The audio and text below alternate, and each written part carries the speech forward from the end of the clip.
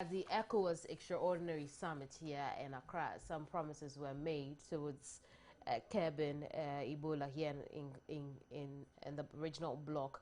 We already understand that over $4 million has been contributed, has been put in as financial efforts towards our bid in curbing Ebola here in the sub-region. Let's just have a quick recap of that. When we come back, I'll tell you what's going on around the world as far as Ebola is concerned. The meeting of the heads of state is quite timely considering the issues at stake, namely the threat from Ebola, the security situation in member states, and to a lesser degree, regional integration. And so for the second time in 3 months, the leaders filed into the Mövenpick Ambassador Hotel venue where they had met at the end of May to discuss Boko Haram and other matters.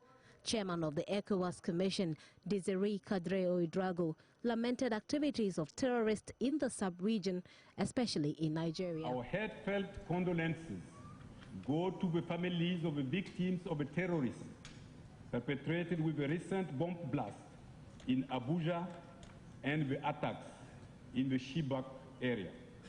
I reaffirm ECOWAS' continued commitment to support the government of the Federal Republic of Nigeria in its fight against the terrorism of Boko Haram.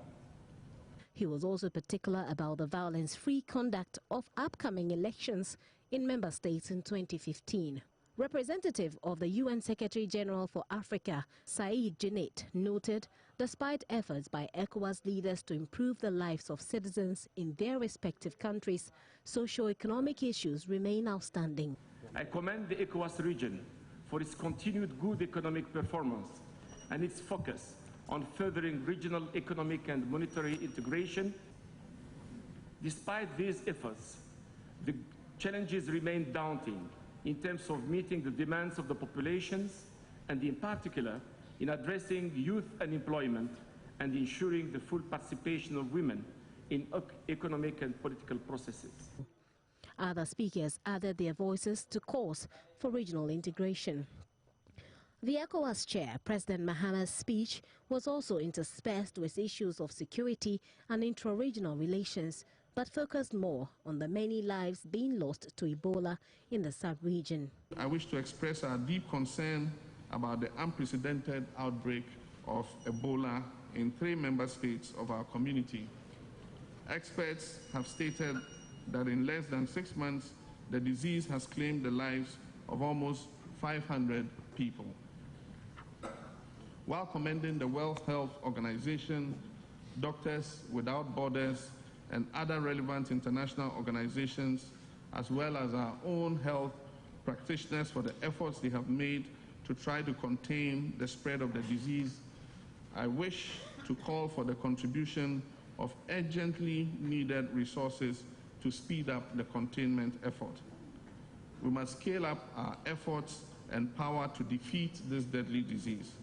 He stressed the need to avoid misinformation with the potential of breeding panic, urging his colleague leaders to fast-track the development of their citizens. We must exercise vigilance and caution and avoid any panic or misinformation. I also wish to challenge our national and regional medical research institutions to intensify efforts aimed at finding a cure or vaccines for diseases such as Ebola. Excellencies, ladies and gentlemen, our West African sub-region holds great potential for the more than 300 million people who live in it. Their hopes and aspirations can get a boost from the crucial discussions and decisions that we are about to undertake here today. They look up to us to help them realize their dreams. Our people want us to provide rapid and sustainable economic development, peace, and security, and overall improvement in their lives. These are noble and attainable aspirations if we work together. The leaders later retired into a closed-door meeting. The scare of Ebola has already taken prominence in the opening remarks. But Ebola, of course, is not the only regional issue that requires serious attention. As all the speakers here agree, there's the need for a more accelerated effort towards regional integration. Gifty Andopia, Joy News, Movenpick Hotel, Accra.